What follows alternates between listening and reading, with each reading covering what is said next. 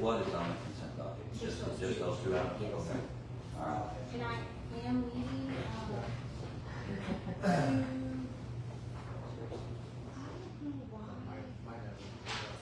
Now, which one is this one? Item six? yeah, I know. I'm going to do this for the after, or we'll do it. Now, we've got two issues. Which are the two? Just have one. So, Is there only one proposed special? so, just gonna go over that, so. That's good. So that the red line is all the changes that she Okay, made, all right. and then the very back is just like the changes. Are we doing lighting? Is the lighting on There you this? see it. Is the lighting ordinance on there? And where is the lighting? I love that, So it's I love just. that all we're gonna lose. one deal. Again, last So year we're gonna again. have to approve. So, can we approve Jason the Scott, ordinance I- as a package? Oh, that, What is that, the Friday Friday night night? Man, it's a- Public hearing call. they always have a great lineup too. It's always, But this year's really, really good. Open, closed. ranks among the best. Is that what it is? For me, Open, So- open, I like it. open I like it. meeting. So the All right. most pretty hard rock also, and they have a day when I forget it was, but I think they have really like a lot, like the colors And are. then we'll have to I love close that it. Metallica said. So- Usually Saturday night. Everybody's comments in The open. Saturday night show is always kind of, like the year we All right, did, and they then had, new business. Kingsley on, Okay. Red Again All right, Fleet, I got it. who else? I mean, they're not metal bands, but they're, you know, they jam. I think Foo Fighters might be there.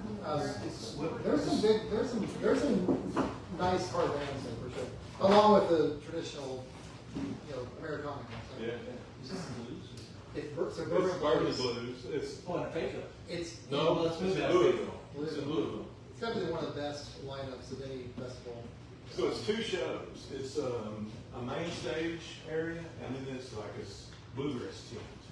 And so where all the bourbon distilleries have their displays, you can make a circle, and there's this big like canvas barn, and they have a bluegrass stage.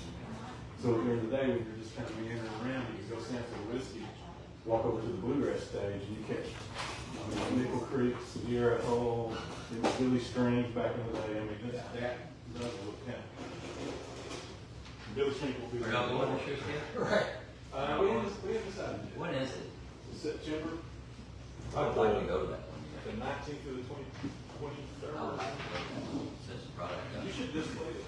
Yeah, it's a business trip for you. Yeah, you should definitely display it. I mean, it's a huge crowd. That's the other thing I make now. And it's two weekends in a row. One of them is Bourbon Blues, and then I forget what they call the other one, but the other one is like a kind of alternative. Oh, yeah. Rock and roll. Bourbon Blues. Bourbon Blues is right up your alley. I think we're getting in that timeline. All right, we're 4 o'clock, meeting set for 4 o'clock, so it's Scott, we'll get it in. Scott's walking in. We'll wait for him to open the meeting.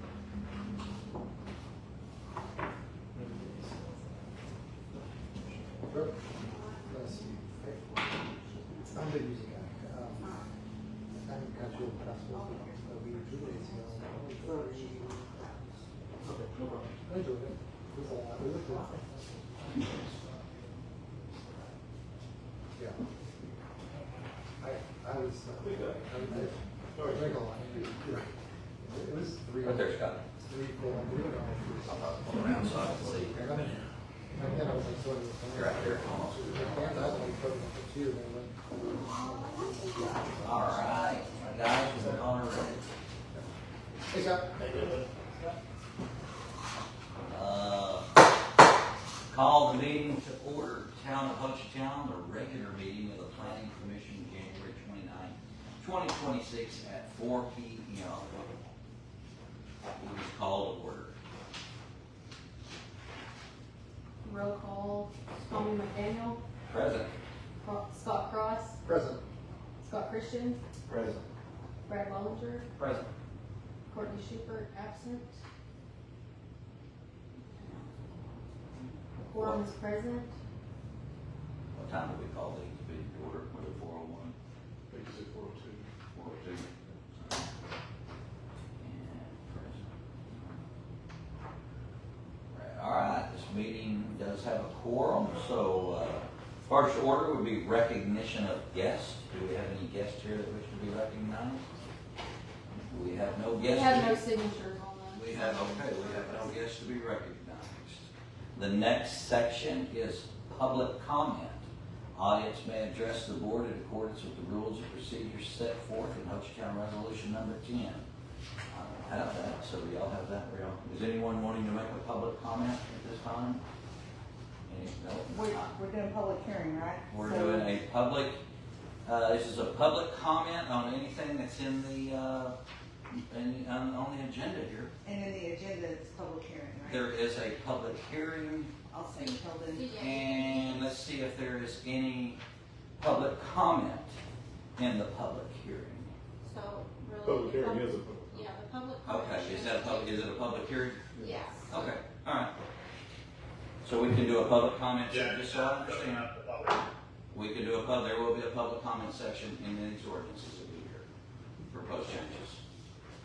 Or does that need to be done at this point? The public comment agenda item we should have just not had that one, because any public comment can be made after we, open it on the. It's a Ho Chi Town public hearing. So you can just go The to. comments, questions. You know what, we'll take some. When you open it for discussion, it is a public discussion. Okay, all right, just understand. Yeah, it needs to repeat All right. that item. So to answer Crystal's question, that she can make a comment, now, just so that I'm clarifying for me, are those comments the same as what's in resolution number 10?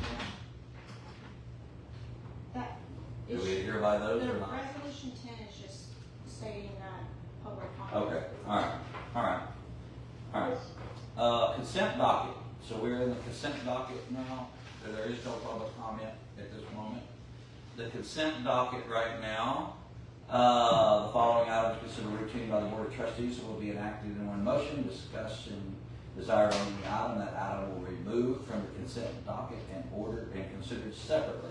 Our consent docket has the minutes from the January 26, 2026 regular meeting and the approval of the meeting minutes of the special meeting February the 19th. We can look this up. That's the only two items on the consent docket, so we can look those up. We can discuss those in order. The meeting minutes from January 29th, which was back a while ago, a month ago. I've read it and looked it over. Does anybody have any comments on that, on the consent docket? Thank you very much. No. Obviously, you can ask a question if you see it before we go to the vote.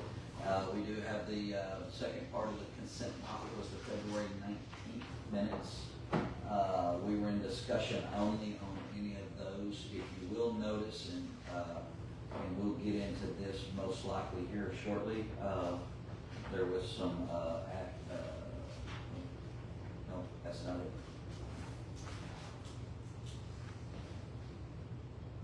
So, is there any, on the February 19th, is there any discussion? If there is not, we'll need a motion to approve the consent docket. So you'll go to 6 and read that, and then that's where the motion, you make the motion to approve. Do what? If the motion is to approve, or if you have no questions or nothing needs to be removed, move to item 6, read that, and that's where you make the motion to approve the consent docket.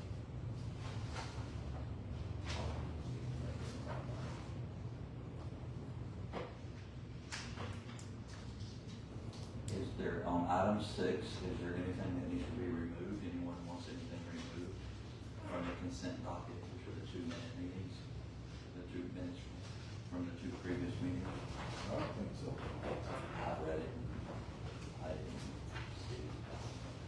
So someone will just need to make the motion to approve the consent docket. Yes. I'll make a motion to approve. I second the motion. Motion has been made to approve the consent docket in its entirety, and it's seconded by, who seconded that? Was that you? Was that you? Seconded, that motion to Okay, roll approve? call, Tommy McDaniel, Yes. Scott Cross, Yes. Scott Christian, Yes. Brad Olinger, Yes. Courtney Schubert, absent, motion carries. All right.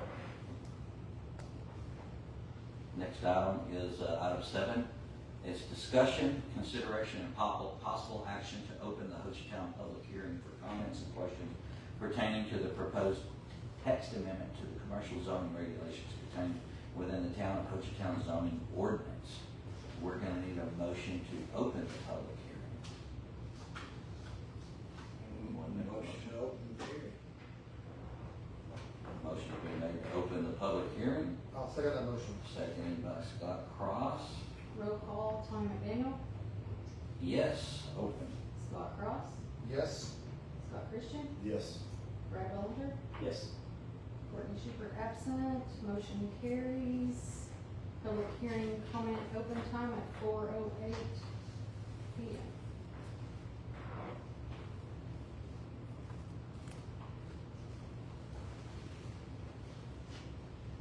Adam, is this where you want Jessica to come in? You ready for me? Yes. Yes. Yeah, we're ready for Okay. you, Jessica. Perfect. Hi everyone, it's nice to see you again. I'm going to go ahead and share my screen. I have a presentation for you, so it's be a little different than last time. So I'm just going to run through all of the revisions that were made to the draft commercial code following our last meeting, and then the last meeting I did with the Board of Trustees last Friday. So you should have a couple of documents that I sent over. One is a red line document that is going to show all of the revisions that were made, and then the clean document that was sent over that incorporates all of those revisions, just so you have a clean document to read. So to get started, I'm going to go ahead and start with the green space buffers. So the image that I have up here on the screen is actually just to kind of give you some more context and a better idea of what we are talking about. So you can see here we have a commercial building, so this will be a commercial parcel. And then we will have a green space buffer yard right here, and then you'll have your residential district. So this graphic just kind of really helps to show what we're talking about in context, so you can have that in your mind. So the green space buffers, option number 1. And I just want to preface this with the text that is on here. It's not word for word what you have in your hard copy document. This is just kind of a summary of all of that. And then the text that I have here in red are the specific revisions that were made. So for the green space buffers, we have 3 different options for developers or property owners in the draft code. A lot of the feedback that I received from you all and from the Board of Trustees was that options number 1 and 2 really kind of need to be enhanced. So with that, we still have a 25-foot landscape buffer with a minimum 2-inch caliper trees planted on 25-foot centers. That image there is just to show you kind of what 2-inch caliper looks like. Typically, landscape architects prefer to do 2 to 3-inch caliper trees at planting because those are going to grow faster and bigger, as opposed to if you're planting larger trees, those are just going to grow a lot more slowly. So typically for landscape architects, that 2 to 3-inch caliper is the sweet spot for planting. So on this one, we have added evergreen shrubs alternating between the trees, and those are a minimum of 3 feet, and those are spaced a minimum of 3 feet on center. So that'll really just kind of enhance that green space buffer. And then I've also added a requirement in here that the fencing must be on the interior side of the buffer with a gate to allow for maintenance. So what that means is that all of the landscape buffer is actually going to be what is facing the residential property, while your fence is going to be on the other side of that. So, a residential property won't see some, if it's ugly or pretty, any type of fencing, they're going to see that landscape buffer first before the fence. So it's really just going to kind of add to that buffer. For option number 2, I got some feedback last time that, the language needed to be enhanced. We wanted to make sure that there is an opaque visual barrier. And as a side note, you do have definitions that were included with your revision copies. So I also included those in a separate PDF just so you wouldn't have to constantly flip through the definitions chapter of the code to find all of those. So those are all together. So we have increased option 2 to a 40-foot evergreen buffer. And then plantings are spaced so as to provide a continuous opaque visual barrier. all year round, and you do have a definition for opaque visual barrier this time as well. So in addition to the minimum 6 foot tall evergreen trees at planting, we also have a continuous 6 foot tall evergreen shrubs spaced a maximum of 5 feet on the center. And if a fence is to be provided, although not required with this option, that fencing would also need to be placed on the interior side of the buffer with a gate to allow for maintenance.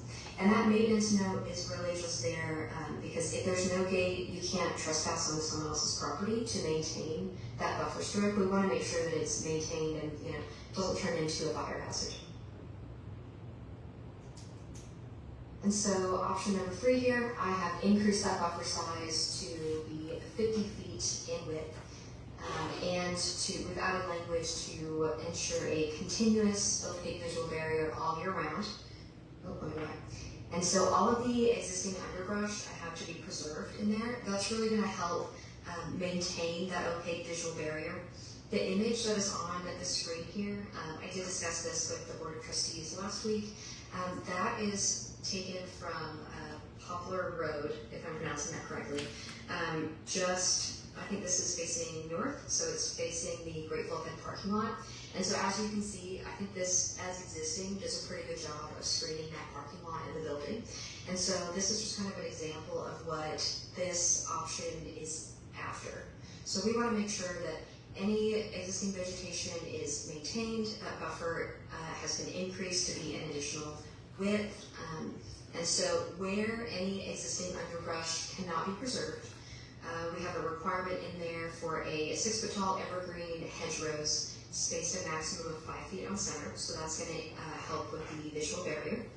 And then if a continuous visual barrier cannot be achieved in addition to the existing trees in the underbrush, then we have a requirement that 6 foot tall evergreen trees need to be added and or those evergreen hedgerows placed.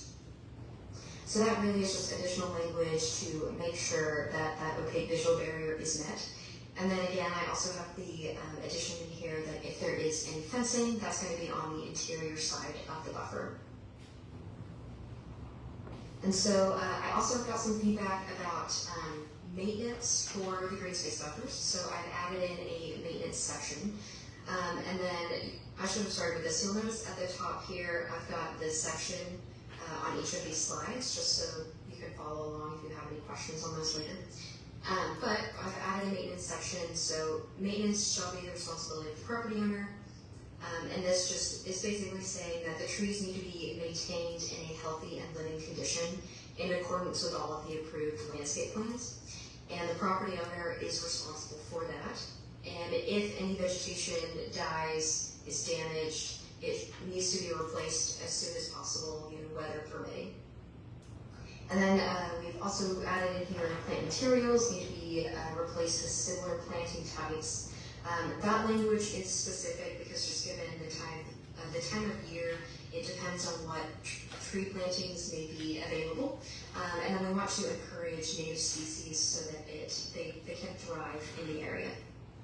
And then buffer shrubs shall not be pruned, thinned, or altered. So we want to make sure that those are maintained in a way that keeps that 6 foot height requirement so that it can keep the continuous opaque visual barrier. And okay, so now to get into lighting. I know there may be several questions about lighting, but I do think the slides that I have here are going to really help. Last time it was very text heavy, and so I think I've got some more images and options that will be helpful for everyone to kind of understand what the code is saying. Okay, so to start with the applicability, I know there was a question last time about if signage was included in this. It is. So the language in red there, I had added on signage, building lighting, landscape lighting, etc. And then on the exemptions section, I have removed the official government flag exemption, and I added in text about flags that I'll get to in a few slides. But the lighting fixtures, we have expanded on that to really specify any decorative lighting, string lighting, hardscape lighting, path light, landscape, accent lighting, etc. Any of those, if they are under 1,000 lumens, are not subject to this code. And all of the images on the left here, those are examples of lights that are under 1,000 lumens. So these are lights that are more decorative, very low light output, and not as, they don't create significant light pollution. So number 8 here, the temporary holiday light display. We've added language that provided that individual lamps are smaller than 10 watts or 200 lumens per bulb, whichever is less. So that image on the top left there, that is a C9 bulb, it's not LED, and those are typically about 5 to 10 watts and about 175 plus lumens.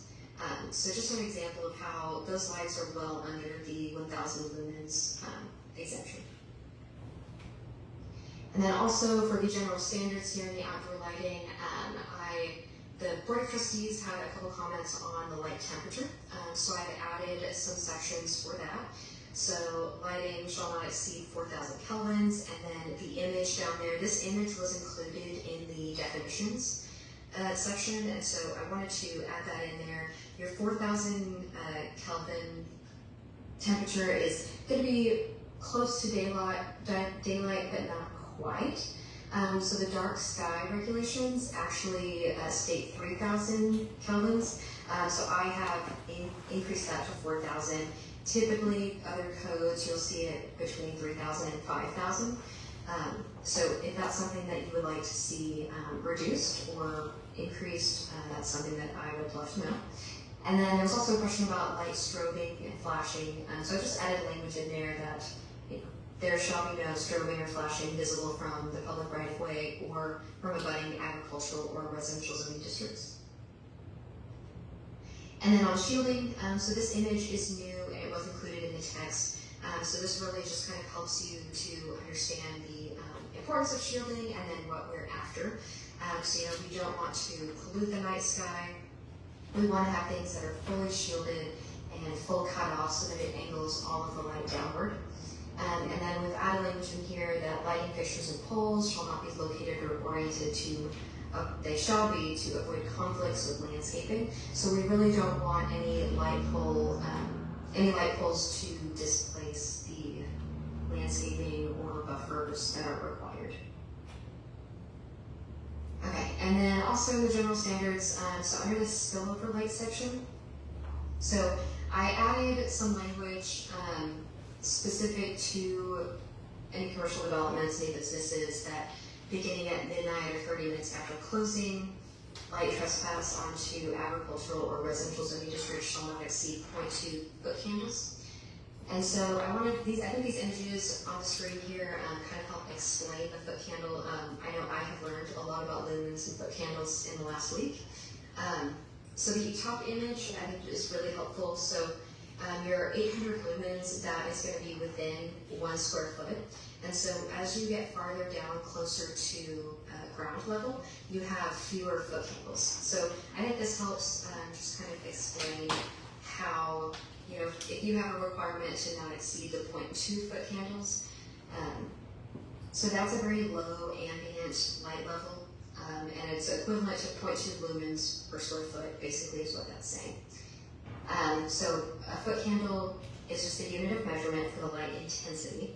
And so it's representing the amount of light that's going to reach a specific surface. So this light, so 0.2 lumens is enough light to allow for safe movement and visibility without creating excessive glare or light pollution. And I've also got a section here, lighting fixtures used to illuminate architectural features. So that's, again, any landscaping, artwork, flags, or other objects. Those need to prevent light spillover through aiming and shields. Okay, so these 4 images here, these are examples of outdoor lighting that would be permitted the way that the code is written today. So you've got, a Bendigo's and the saloon. All of their lighting is on the building and angled downward, and even on a Bendigo's, those lights that go up, what's important is that they're not going out. They're still being angled towards the building. And then again, those images on the right, we've got canopy lighting underneath, and then those The bottom right is the wall packs, and again, those are all angled downward, not out. So the image here on the left is what we want to avoid. There's a lot, you can see there's a lot of light spillover onto the grass and the roadway here. And so the intent of the code as it is written is we want to make sure those are angled towards the sign and shielded so that it's not coming onto the roadway or the surrounding property. And then similarly with the flag, we want to make sure there's a shield on top of that so that it's all angled downward. And there were no revisions to the maximum fixture heights, but I did just quickly want to bring this table to your attention again, just to make sure that you're okay with all of these heights. And then this image here, so I've got some images of lights that exist. These are all in Oklahoma City. This top left one over here, we've got two different types of lights. The smaller one is actually the same as the image on the right. So this is 16 feet tall. And then down here to the bottom, this one is going to be about 30 feet tall. And so this is really just to give you an idea of what those heights look like. And then the bottom left image, these light poles are about 25 feet in height. And so last slide for the non-conforming light fixtures, I had some feedback last time about including special exceptions in this, so I have done that. And then that last bullet point down there, the non-conforming light fixtures shall be brought into compliance within 20 years. I increased that to 20 from 10 that you saw last time.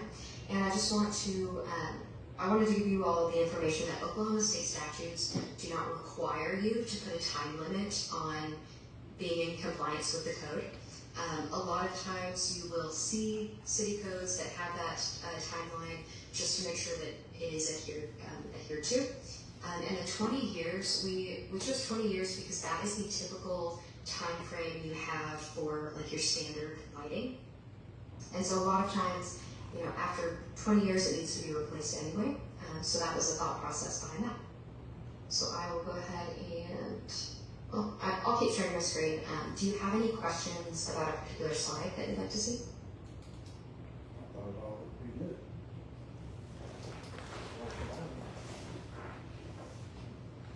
Tommy, is this where we can ask questions also? I have no objection around the board, anything? Yes, ma'am, you're welcome to ask.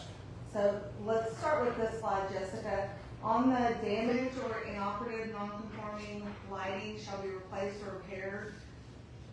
Is there a better definition of damaged or inoperative? Because, for instance, several of the ones that you showed have multiple lights all the way around them, correct? You know, like if we look at the saloon, if he has one damage, is the expectation that he's gonna have to replace everything around there, or just that one light that may be damaged? There was a lot of confusion in hearing that the last two times at both the town council meeting and with this planning meeting. If you could speak to that, because even if you look at a Bendigo's, if one of those got damaged in some way, had a short or something like that, and it was non-compliant, but all the rest of the ones around the building are the exact same type, what is the expectation there? That's an excellent question. Thank you for asking it. So the expectation is that if that one light is damaged, and I just want to back up, both of these images, what is here would be permitted as the code is written.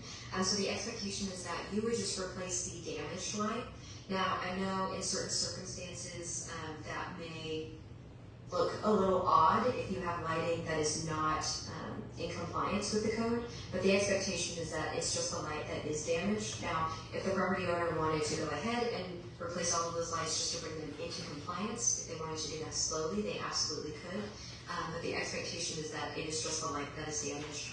And then I did have a definition for damaged lighting in the definitions that were included. Did you have a chance to take a look at that? I can pull it up. Yes, ma'am. It was just that, are they gonna have to replace all of them? Is it just the one? And yes, we understand these are compliant, but we have several businesses around here that are not compliant, so that was kind of the question. That there was a discussion also before about if there was a sale of the property, right? That that would trigger, so has that changed, or is that still in this code? So That should not, if, sorry, go ahead. if you bought a property that had non-compliant lighting, the new owner would then need to bring all the lighting up to compliance, is that, are we still understanding that correctly? That would only apply if they were applying for some type of building permit. If they just purchased the property and continued to operate it as it was, it would still be legal non-conforming regardless of the owner. But if they came in and wanted to make a lot of reservations, or renovations, and that required any type of building permit, or if they wanted to change the use, that would require a zoning permit. Things like that would trigger them to require, they'd be required to come into compliance. Okay, and then on the signage, did that include, so like you see a good picture of a Bendigo signage, you're talking about signage Mhm. outside of the building as well as attached to the building? So if, because we have some businesses that have marquees that have some very bright lights, is that part of the, they have to bring that into compliance in 20 years? Or those are gonna be worked on at some other point? Okay, yes, the lighting regulations do apply to the signage lighting, because it's all outdoor lighting. And yes, it would need to be brought into compliance within 20 years. And again, if you would like to amend that 20 years and now specify a time frame, we can do that as well, because you're allowed to do that per the state statutes. I think our question is more toward, we have a growing number of billboards and other signage that has some very bright lighting, some electronic pieces that are very bright. So how does that get impacted with the new code? So the lighting would, okay, let me back this up. So the lighting is separate from your signage regulations.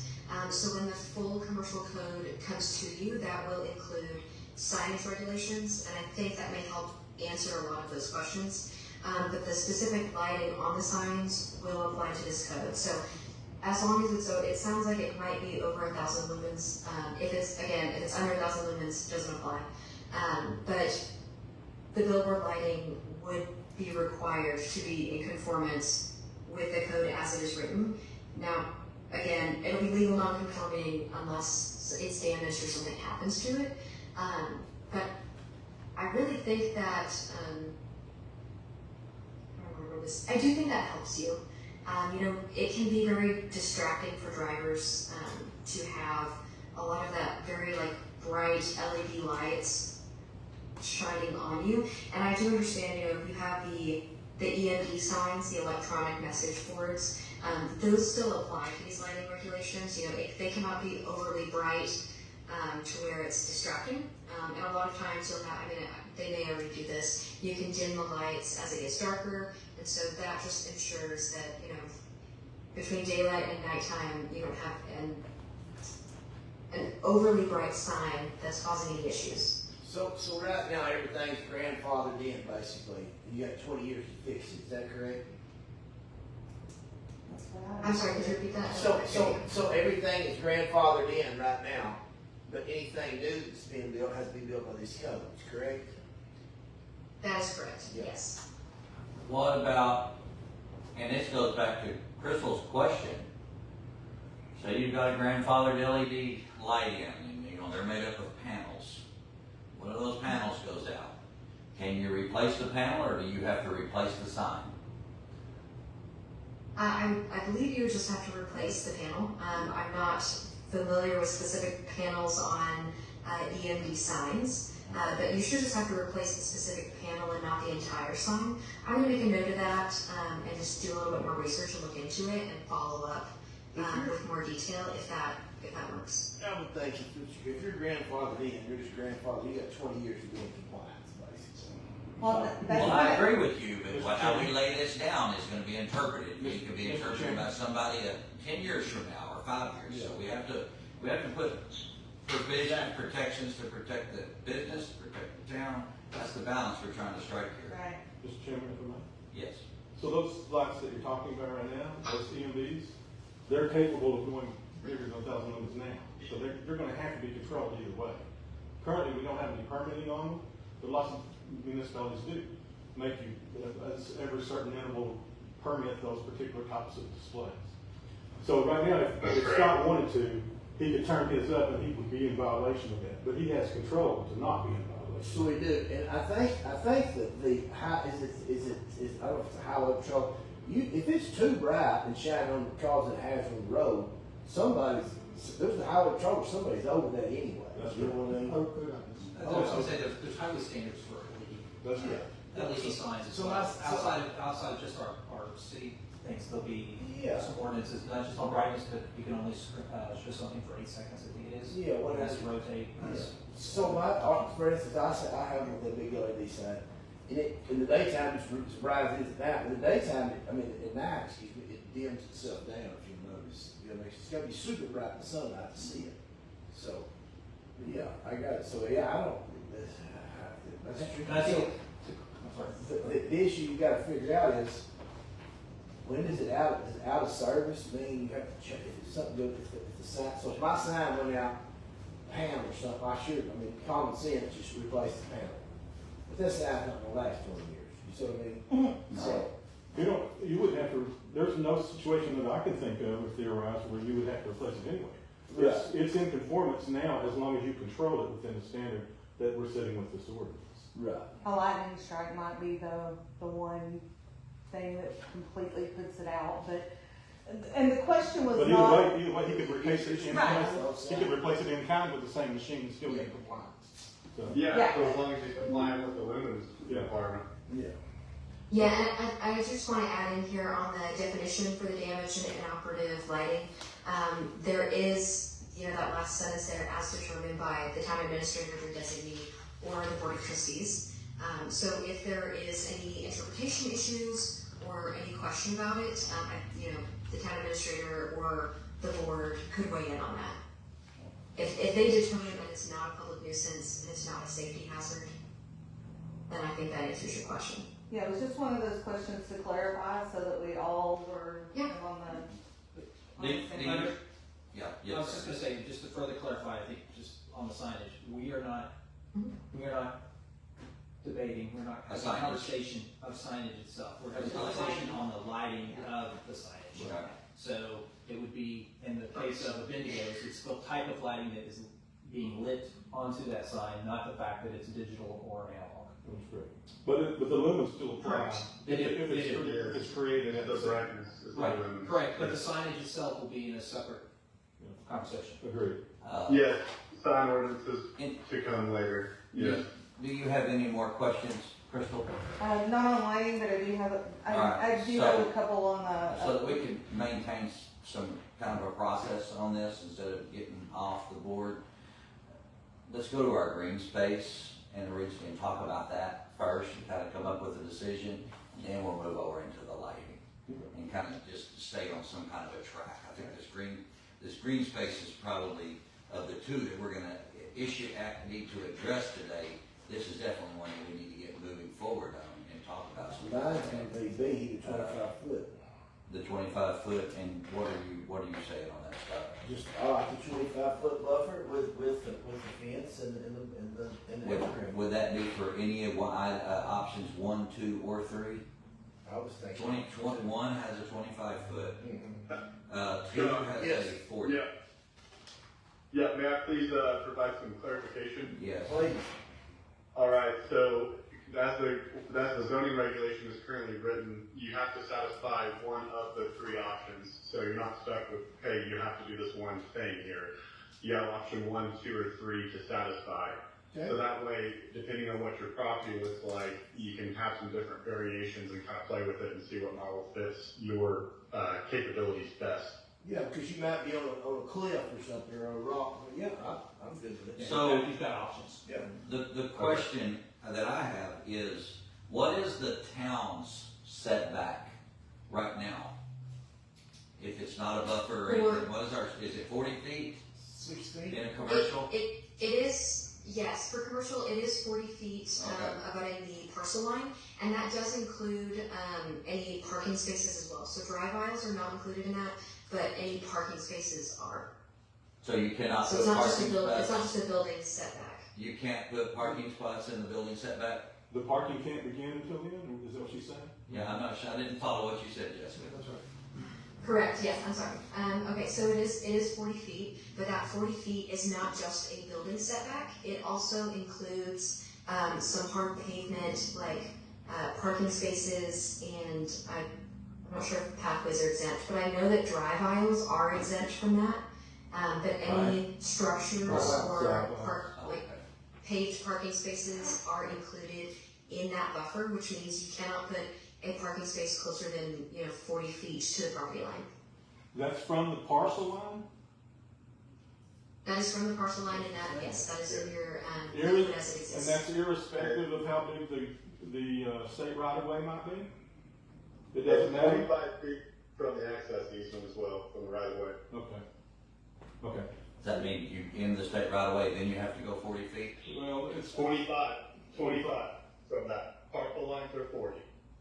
did this have special All right. exception language in it, Adam? I'm sorry, Jessica, did this have special exception language in it? This, or this code? Special, Did it have a code exception? in special, it? Was there some way? I'm not sure I understand what you mean. How does someone that is challenging whether or not this is required with, and I know we're talking about the green space and not the setback right now, but I'm trying to determine exactly how much footage a commercial property owner is gonna lose from the edge of a state right of way, if that's all applied that way. Well, then they would need to go through the variance process of the Board of Adjustment. Okay. So That's there, gonna be my response. so there is an exception that they could formally take place, yes, that's what I needed to know. There's an option that they could go through. Okay. Yes. And I think it's To also, claim unnecessary hardship. Good. I was gonna say, I think it's also important to kind of reiterate, this is commercial against residential. That's correct. Hypothetically, the only as we continue to move forward and update our rezoning to various, we have multi-use and other things, the chances of commercial and direct residential should be slimmer and slimmer. The bigger challenge is gonna be what is currently available. Yeah, Not this would actually probably be less as impactful as we move forward. It's gonna be more impactful Well, now. I'm thinking of Girls Gone Wine. If you come off of the state highway easement, which is already starting to get over into their parking, and then if you have to go a certain amount of distance beyond that, is that gonna get into their parking But lot in front of the building? this, what we're talking about is not between the highway necessarily. It's actually between commercial and residential property. Yeah. Between So them and it's Twin- not the highway, it would be the backside. But still, yet Or the side. Commercial and residential. Yes. It's not against commercial, against highway easement. And it's not against commercial and commercial or That's commercial. good clarification. But there are areas where residential abuts the state highway. Behind Girls Gone Wine, that's residential, is it not? Yes. So basically, it'd be their living room if you, but it doesn't matter, because they already grandfathered in going forward. Yeah. Again, going forward, you would have probably other. But if they wanted to do any add-ons to their place. They can't, they ain't no way. Well, no, I mean, go up or something, then they could fall into compliance, they have to out of compliance on that. Well, I don't know, I mean, they're probably For a expanding as much as they need. Yes, You file for a variance. their parking spaces are in the state right away anyway. I mean, that's been a part of the negotiation, so. So Tommy, on this part, yes, I listened to y'all's discussion last time, and we appreciate that there's two things that y'all done here, or Jessica's done, I don't know who did it, that really help us as residents who are potentially butting up against these commercial properties. And one is, if I'm correct, Jessica, you said that the fence shows on the commercial side and the green space shows on the residential side.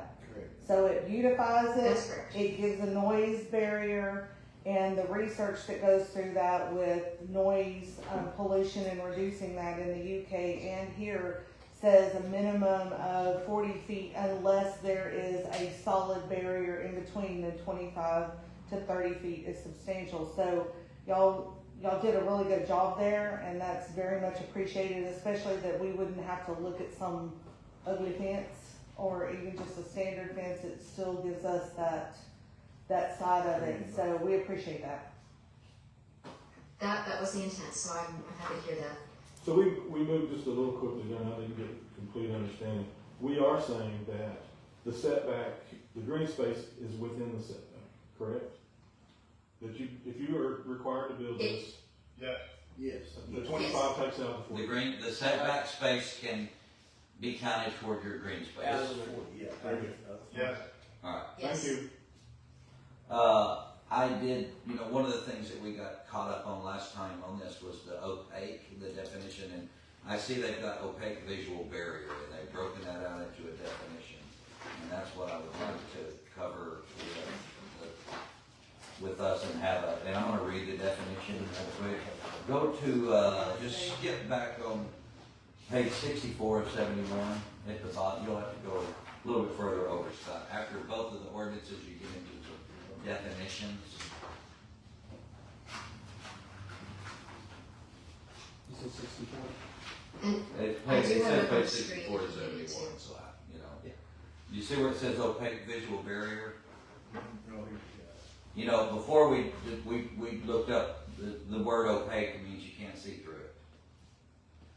So we've got an opaque visual barrier definition, which will be the definition that governs any questions on this. So everybody take a second to read that. And I have it up on the screen if you need it there too. When y'all finish, I do have a question on that.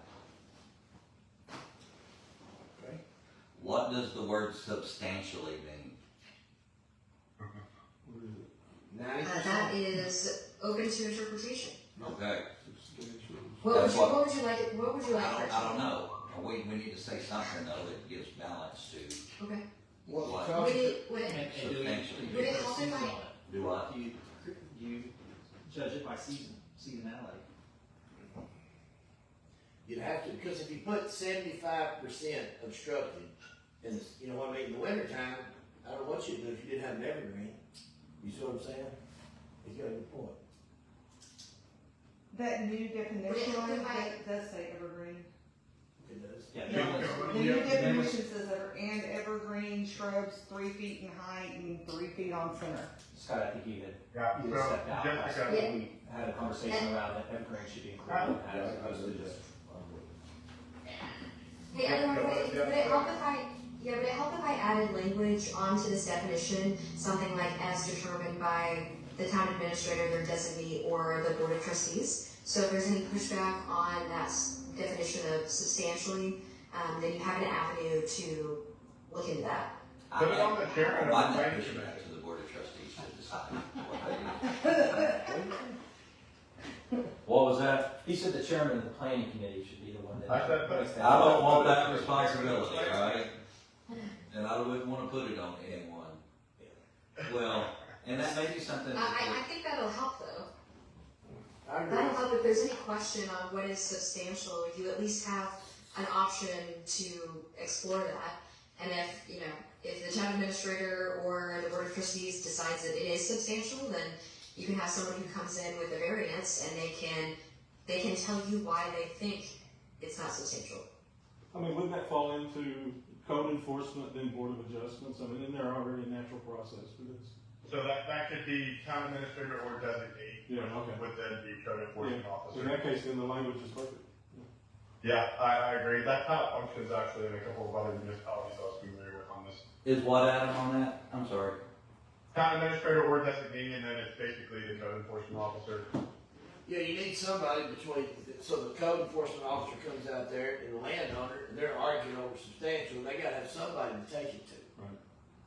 Yeah, so he or she, the code enforcement officer, or town administrator, or other designee, as Jessica has written here, will make the call. And if the call is believed to be a bad call by a property owner, one or the other on either side, then a variance can be applied for.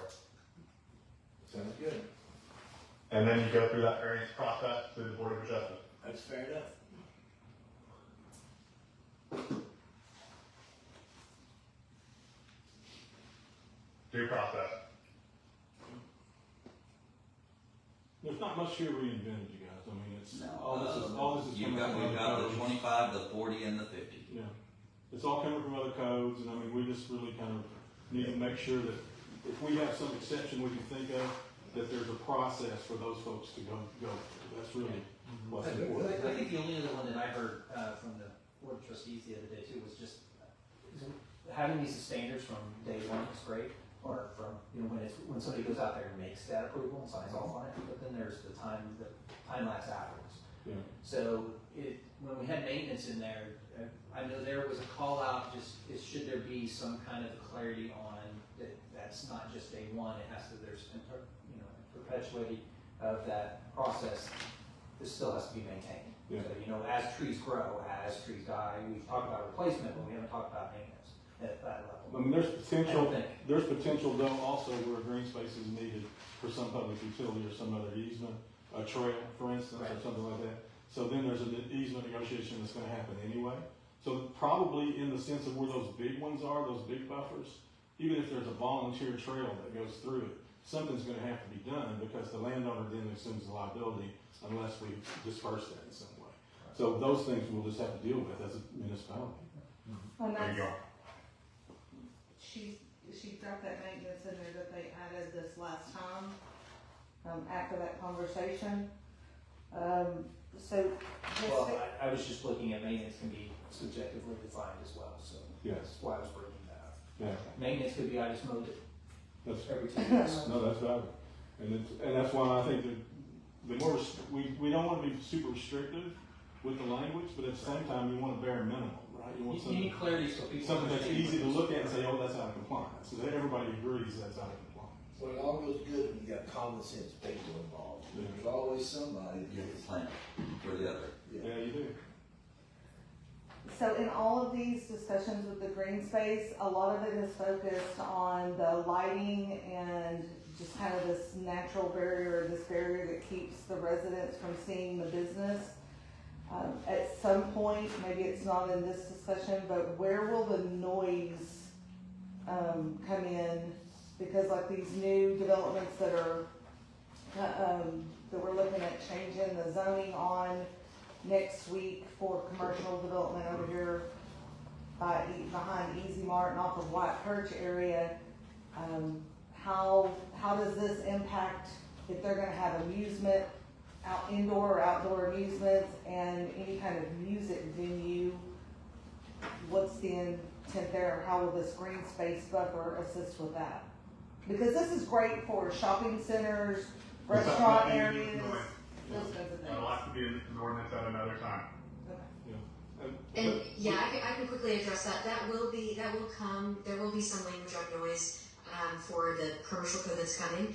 Of course, the green space buffers are going to help with that noise. And just very quickly, I can tell you, we can do things like set decibel caps, hours of operation, no outdoor amplified music past a certain time, things like that. So those are things that we can explore when that full commercial code comes. So and this may be a question for the planning commission, but it might be a question for the trustees.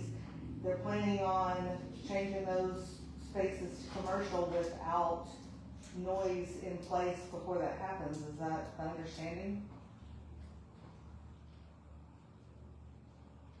thank you. Was that a question for me or the planning commission? It may be a question for Adam, actually. I don't know, Well, because we it's on the approved agenda. it to move forward. Okay. That's a question for the trustees on that, because it's in there, it's in for them now. Well, you have public hearings, I think, between now and then, don't you? No, this is it's on the next agenda I for would the think you had all trustees, your which is regulations next week. in place before you. Well, Well, we'll build just- it. That was my question. Why wouldn't we have a noise, regulation in here before we move forward with changing businesses to residential space to commercial space? You will absolutely have that at a later time. I can tell you, it's definitely not going to take 12 months. It'll be more like a month or two. But I think the green space buffers and then the lighting, it does really help you, because if you think in terms of development, those are things that come before you have any type of operations or any operating, just in general. You're gonna build you're gonna do your site improvements to build your parking and your foundation and your landscape buffers first before you come in and have any occupation of structure. Let me ask this question, anything that would be built in there after, if it was, if the trustees did vote to rezone it, anything that was built in there would have to come before the plan, would have to come with their, meeting the codes that are in place. And, between those times, that's not gonna take that long. It's gonna be, getting a noise ordinance would be faster than getting any of these plans sold and plans. I guess what If I'm sorry. That's correct.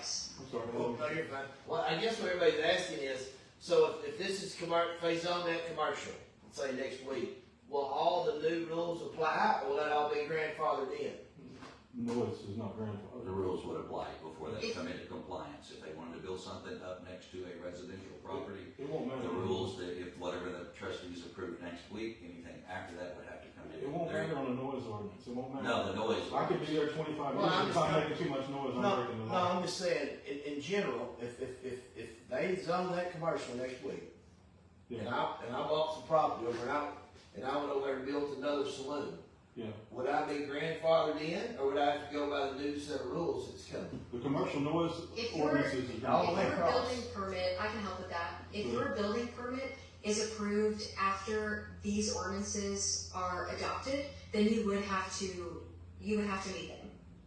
So you can still apply for a building permit, I mean, that's gonna take review time, but as long as, if your building permit is issued prior to this code being adopted, then no, you would not have to adhere to it. So that's why we're doing this today, and that hopefully the board of trustees, will approve that next week, so that that'll be done before any building permits or even zoning permits come into you. Okay. Adam, can you hear me? Yeah, I'm about to check in here. So I just want to make the distinction here, and I feel like it's better for you to do it, about difference in a public nuisance and this noise ordinance. I mean, if it rises to the level of public nuisance, there's no such thing as a grandfather clause that keeps you from that being enforced. Am I For under? being a public, If the noise level rises to the level of public nuisance, to where the neighborhood is bothered by it, then that wouldn't matter. There's no such thing as being grandfathered there, is that correct? no, not at all. There's already a process in place for that. No, sir. Right. So you understand the distinction? The noise ordinance doesn't really have anything to do with when the development's. Yeah, well, I'm just saying, I'm just wondering if you would want these rules in place before you rezone anything, Yeah. is the point. That's a good point. I mean, you would, but I don't think you let perfect be the enemy of good. I mean, we've got to continue to move. And the noise ordinance is coming quickly as quickly as we I'm need just to. saying, she just said, if you build it, if you vote next week, and you vote something in commercial, Yeah. then you're not really under these rules. Okay, but let me give you this example. If I'm the developer and I build it commercial, and I go out there and I am reasonable with my business, I'm not violating any noise I ordinance. would think, I'd be common sense to do that, but I'm just saying, But if I do violate it, it won't matter whether it's nuisance ordinance. maybe that part. Correct. Let's just say, that I went over and bought, you rezone something next week, and I go over and build a saloon, I can put whatever lights I want on there, and I got 20 years, basically, that's what. Lots are different than Well, you're noise. gonna have to submit a plan. Yes. You're gonna have to submit a Can I jump plan. in real quick, guys? Yeah. Even if you rezone your property, the way your code as it is approved today, you would still have to come in for a zoning permit for the use. So regardless of whether or not the property is rezoned, you still have to get approval for whatever use you wanna put on there.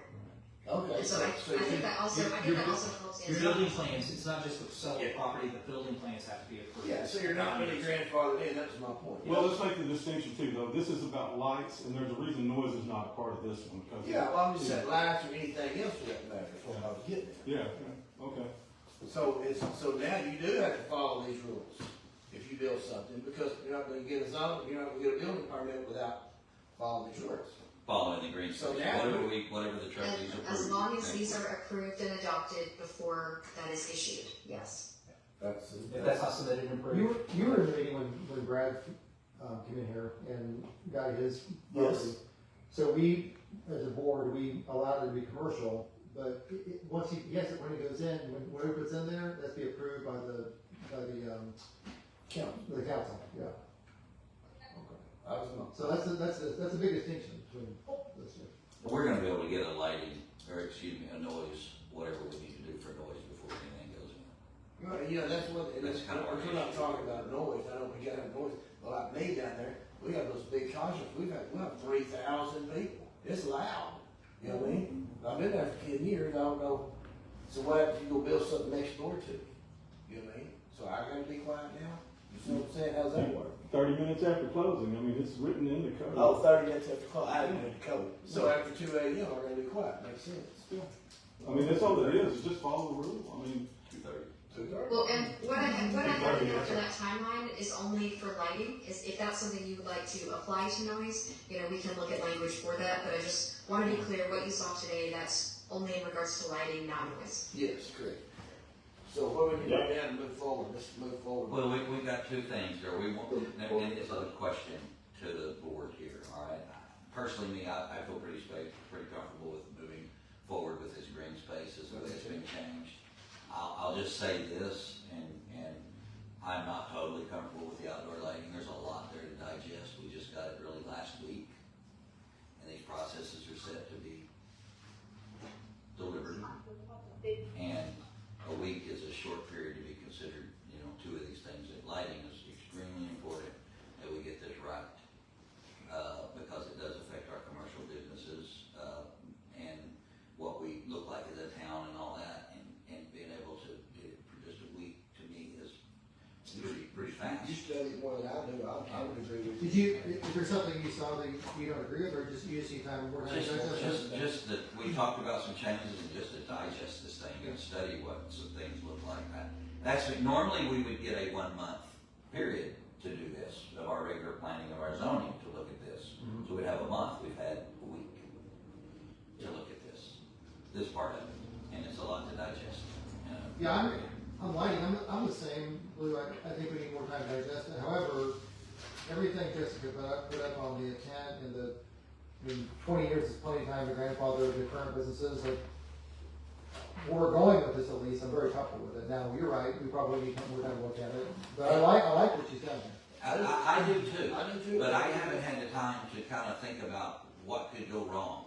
Yeah. What could be unfavorable toward a business, what could be unfavorable toward residential's moving against it. I mean, I'm kind of look at it, does it make sense, and then I start looking at it for. It's always subject to amendment, Mr. Chairman. No matter when you pass it, right now, you have to say, does it meet the smell test at the moment? If it doesn't, that's your prerogative, It's better to make the recommendations on the front end, because going back and getting it changed can get very problematic, and it could be something simple that we overlook. Yes, sir. And to avoid those problems, let's just take a minute to get it right. That's my recommendation. Yes, Crystal? But Tony, you know, there was a special meeting last week, there was also a meeting with the Board of Trustees, and y'all know me well enough to know that if y'all didn't give ample opportunity, I would have said something. And so people have had the opportunity to come forward and say something. The documents have been published multiple times in multiple ways. And the suggestions that were made both in your special meeting and at the trustees meeting have been taken into account. And a lot of work has been done on Jessica's part with good explanations, and then the increasing amounts of green buffer and option number 2 to 40 feet, and in option number 3 to 50 feet, that really answered a lot of the questions that we posed way back when this first came up. And I don't even know how many months ago that was, when the first meeting came about where that land over there was possibly going to be turned into commercial that affected White Perch in that area. So I would stand on the other side. I understand that you would want that, but if they're getting ready to possibly change those commercial over to commercial, I would request that you not wait to pass this, and it can be subjected to come back and have the Board of Trustees still have to approve it. So they can change whatever they want about it, but delaying that when they've got commercial property pieces that they're The thinking about way I changing. understood it though, whatever, if they changed it tomorrow to commercial property, they'd have to come, this would all still apply, whatever, but you gotta We get have building some permit. time to slow down for So, 30 yeah. days. Yeah. This hasn't been approved And yet. if I can add something, Go ahead. if I can add something real quick, I do want to note by the trustees next week. We're going to come back in with a larger, more comprehensive commercial code, and you would have an opportunity at that time, if there's anything that you really have heartburn over, you've taken a couple months to think about it, and you want it to be changed, we could also amend it at that time. We're also talking here very specifically about a vacant piece of land, which would have to be permitted to have anything built on it, which means it's gonna be subject to whatever codes in place at that day, not this day. Which is what gives us time to slow down a little bit. Yeah. And I'm on the fence on this. I just wanna know what the rest of the board thinks.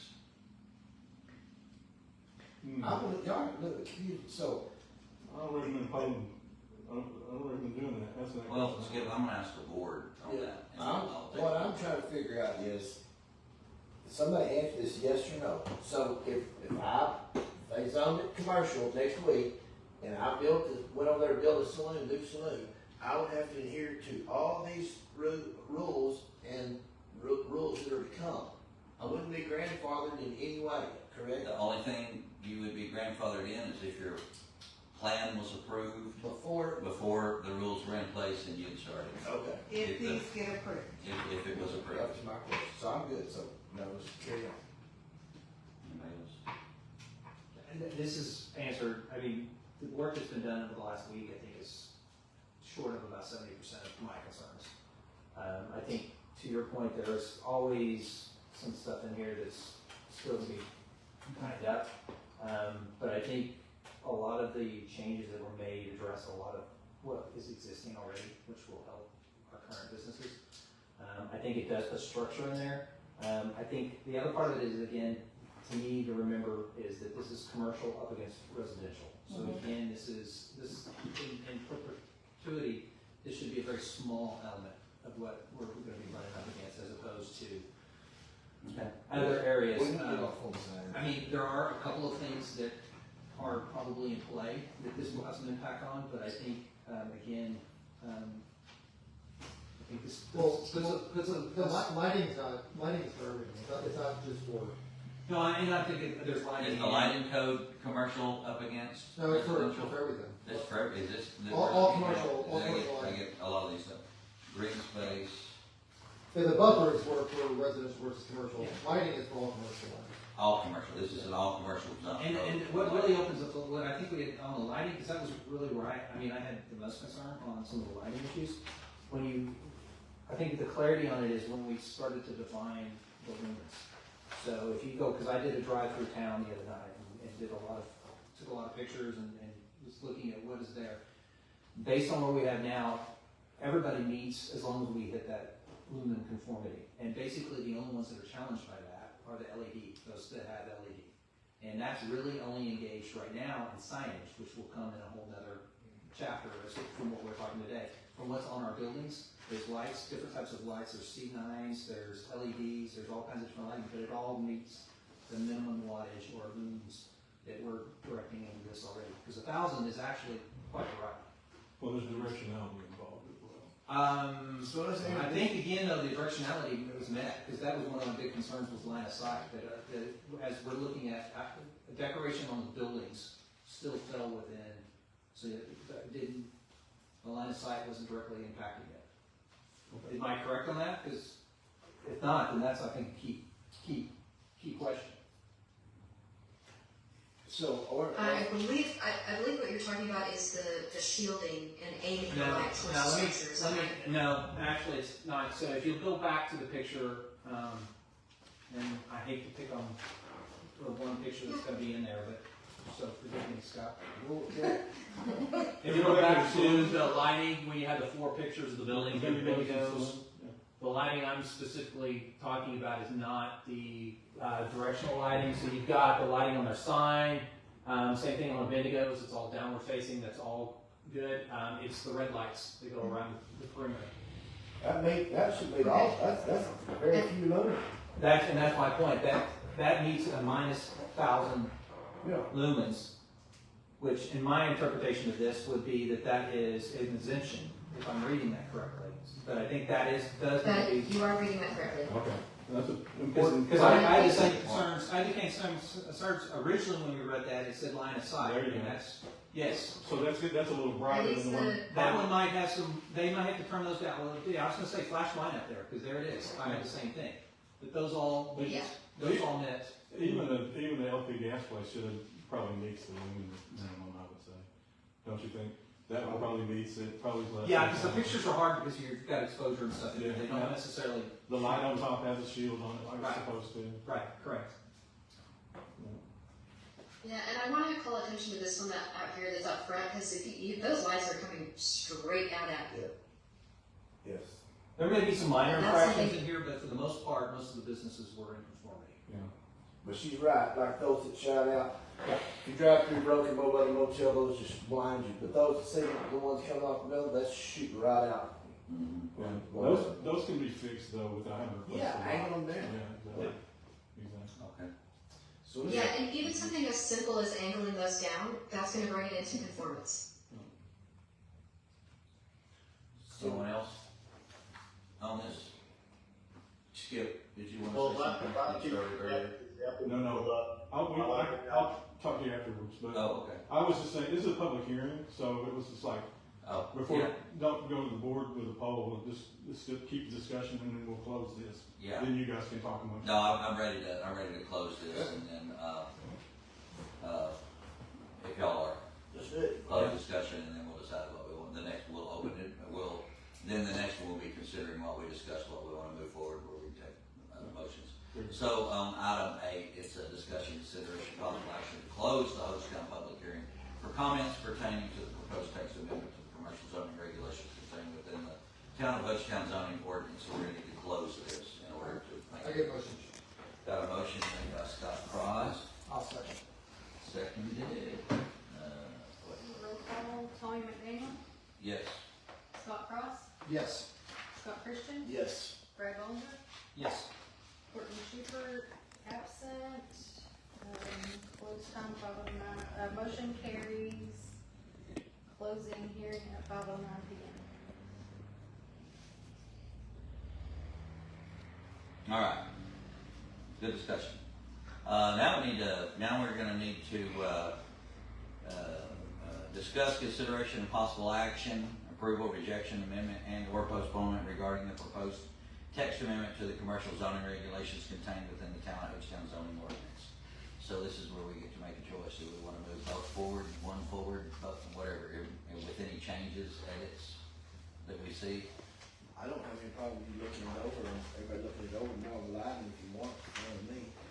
I'd say pass the green, I don't know. Yeah, what you think. So, To get it to it later. What's that? I didn't hear. I think it may just be Go ahead. talking. so Blue, I'm no lighting engineer, so I don't have a strong opinion on this, and if you do, I'm fine with that, like, I wanna work with you. I mean, I just think what's been done here and the intent, like, I really like where this is going. And I don't see anything that's missing, but also, this is not something I know a whole hell of a lot about, so. I mean, so if you think something might be missing, and to sit on it a little bit, that's fine. But I like what's been done, I like the direction we're Well, going. we have a chance, I mean, to move this forward, and it doesn't mean that we can't bring up something that I will be agree with concerning exactly what he's saying. with what, you know, it'll give us another week to look at it, but it won't slow the process. I mean, the fact that Brad's done all this homework on it, which I appreciate that, but yeah, if you just consider it, when you drive through it at night, it really, this has done a pretty good job of, you know, there's no spotlights or strobe lights or blinking lights. I mean, really, this is, they've done a pretty good job currently, but to bring that to code to make sure that doesn't happen, I think it's a good thing. And I think the faster we get code in place, the better it is, if we're trying to make the town a certain standard. Okay. But they're already, what I'm saying is, if these people are already grandfathered in, so to speak, they got 20 years to fix it, right? Yeah, but I think the sensibility with our jobs is we get some things on the books, and people start coming in and doing things that we don't think are a good fit for Ho Chi Town, then we have authority to tell them no. I agree with that. And the longer we wait on things, on anything, and not, and I'm, like, again, this is not a big, I'm doing away on this issue. I'm just thinking we're doing the right thing here, and it's good to have something on the books and adjust to it, and have nothing on the books and have a blind spot, so they can just come in and do anything they want. That's my concern with any of this. So somebody make a motion. Let's vote. Anybody wanna make a motion? Are there any, let me ask these two questions before we make a motion. Are there any changes that we wanna change as the way the wording is presented for the green space buffers at this time? So the way Jessica presented it, I really like it a lot. The lumens, the fact lights are pointing down, it's all in, you know. Well, on the green space buffers, I mean. Oh, I'm sorry. We'll ask that I'm question, sorry.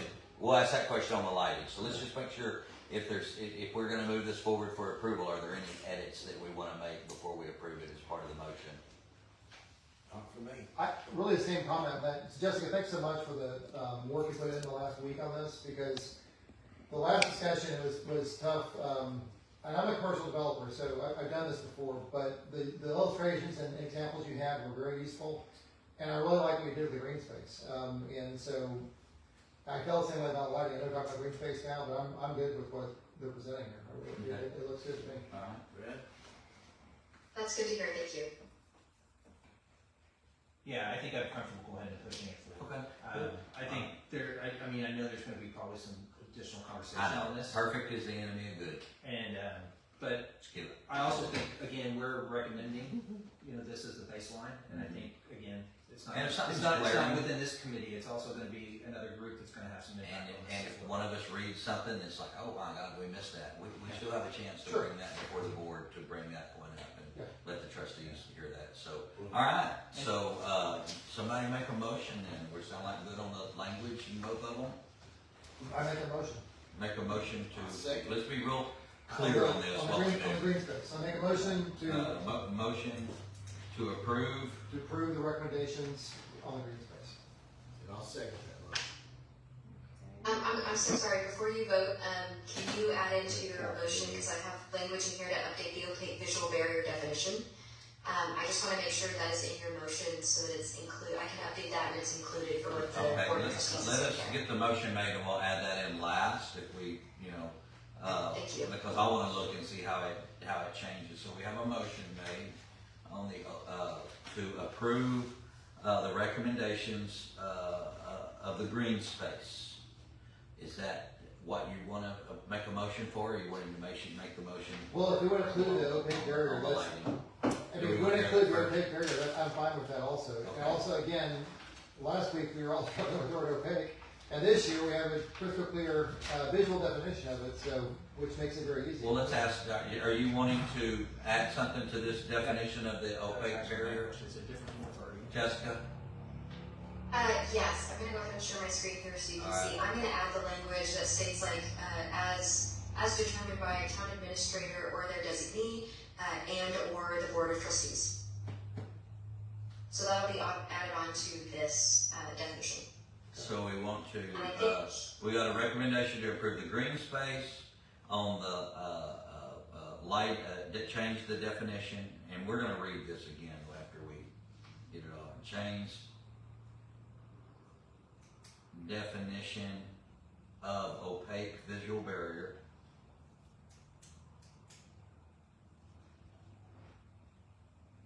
to include,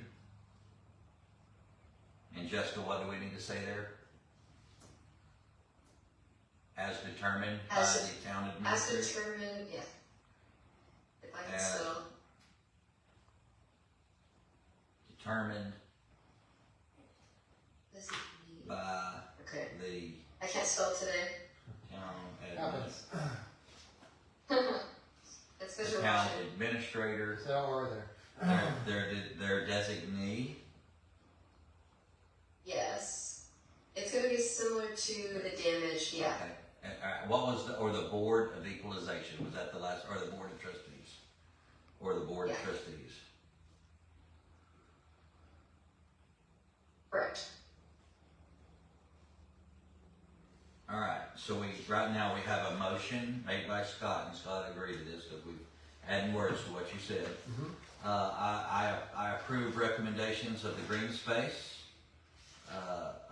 change definition of opaque visual barrier to include as determined by the town administrator, their designee, or the board of trustees. Yes, I will motion that language.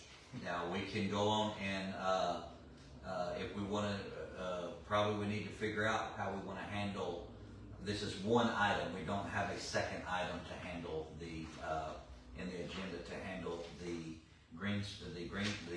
lighting. Okay. Do you wanna move forward with the lighting, or you just wanna keep it at that, and then we'll just, I'd be in favor of that, yeah. okay, if you want to be in favor of that, you know, add that, or somebody, you know, we're having a discussion whether to include it or not right now, before we can. Okay, I would be in favor of adding that, and yeah. I'll say. You don't need a second, just, you think, just comment on it. Yeah. Alright, so, and additionally,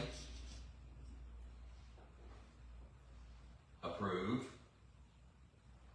Did we have any changes that we made in that, Jessica? You did not. I have several questions to follow up tomorrow to help answer for you. Are you ready for us to I don't move? have any yes, I don't have any specific revisions. This would be called the, outdoor lighting ordinance, the.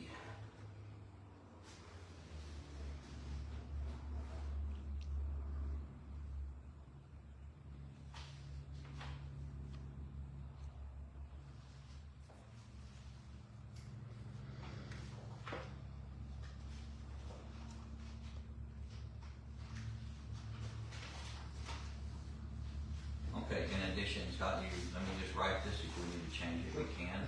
After we say the designee or the board of trustees, I put additionally approve the outdoor lighting ordinance 20-7-2 outdoor lighting as presented. Yeah, that works great. Does that work for you all? Is there anybody that sees anything that could catch us up later that we didn't do something right on this? Skip, Sir? you kinda do we need to vote to approve the add the definitions as well to this? So your motion could be just as. To approve. As it reads on the agenda, which is to approve the text amendment. And then. There you go. As defined by Jessica, which she has already put in it. So what I've got will work then, just to approve the, outdoor lighting as presented. Yes, sir. I won't put the number or anything like that in there to keep it in case it changes or something. So additionally approve, outdoor lighting as presented. Outdoor lighting, what's that called? Outdoor lighting, alright. Let's see if this will work. So Scott, you have a motion Scott Cross, you have a motion to approve, recommendations of green space, change the definition of opaque visual barrier to include as determined by the town administrator, their designee or the board of trustees. Additionally approve, outdoor lighting as presented. Yes, I motion that. I'll need a second on that. I'll second. Brad, you have a second? Okay, roll call, Tommy McDaniel, Yes. Scott Christian, Yes. Scott Cross, Yes. Brad Bellinger, Yes. Courtney Schubert, absent, motion carries. Next item is new business. Is there any new business not known about to discuss at this time? Reasonably foreseen? If there is no new business, we'll move on to the next one. We don't need to do anything there if there's not anything we do. Just no. Hey, Julie? There's no action. Yes. Julie's not here. Oh, okay, may I please, Misty, may I please get the motion in writing, texted to me, please, after the meeting? Okay, Thank you. you're welcome. If there's nothing there, we'll move to the next item, discussion, consideration, possible action to adjourn. Need a motion to adjourn. Motion to adjourn. Second? Roll call, Tommy McDaniel, Yes. Scott Cross, Yes. Scott Christian, Yes. Brad Bellinger, Yes. Courtney Schubert is absent, motion carries at 5:21 p.m. Good. Thank you guys.